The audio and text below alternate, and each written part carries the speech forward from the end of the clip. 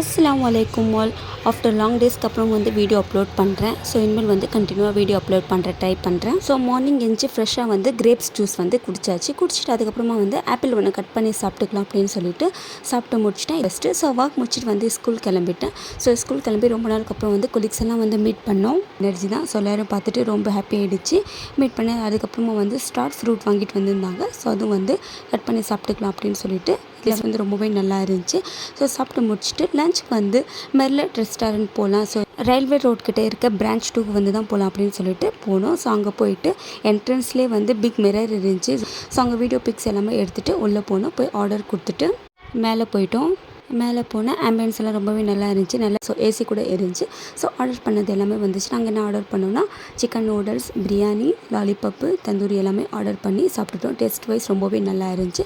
So ஃபைனலாக எல்லாமே சாப்பிட்டுட்டு அங்கேருந்து கிளம்பி வீட்டுக்கு வந்தாச்சு. நெக்ஸ்ட் vlogல பார்க்கலாம்.